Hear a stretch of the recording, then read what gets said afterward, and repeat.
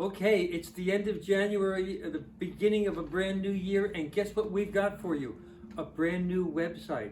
Still the old name, bookstoreandlennox.com, but check it out, brand new website. We're very happy about this, with new order entry data and new old pictures of the store and some history, some great stuff. I think you'll like it, bookstoreandlennox.com, the new website.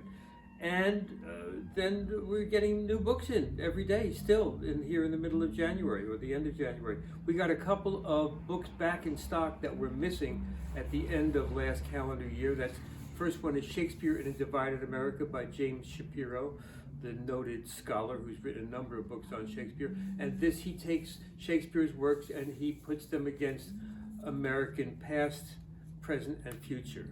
You can imagine, if you know Shakespeare's work at all, you can imagine how relevant it is to what we are going through in this country and what we've always been going through in this country. That's as political as I'm going to get.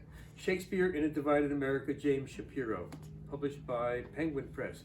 Another one back in stock is The Boy, the Mole, the Fox, and the Horse. This tender, loving story about a boy who learns life lessons from these woodland animals. It's kind of like the Three Questions by John Muth a couple of years ago. What's the most important thing? When do you do it? That kind of thing. The boy learns lessons from small animals, and it's you got to see the book to appreciate it. It's watercolors. It's written in script, in a calligraphy. It's a very, very sweet book for anyone from age 7 to 97. Better Luck Next Time is our only novel today.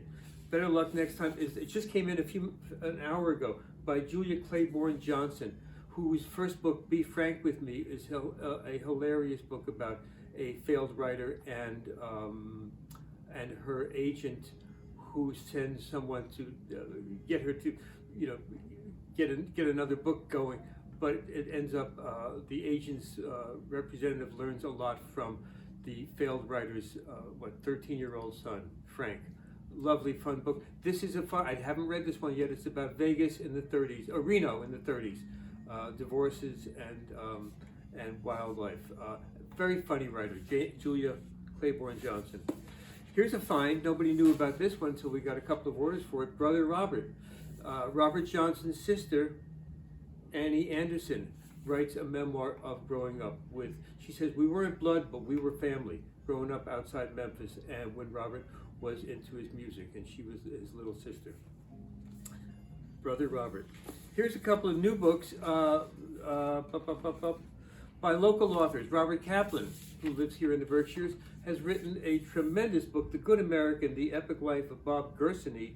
I think that's the way you pronounce his name. The U.S. government's greatest humanitarian.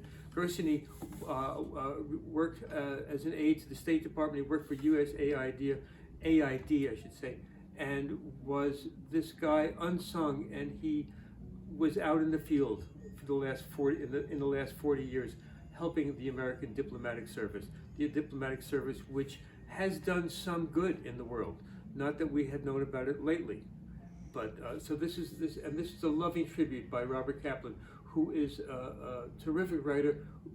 His main concern is geography, and here's this guy Gersony who goes all over the world, and Kaplan uses his own ideas about geography to tell Gersony's story.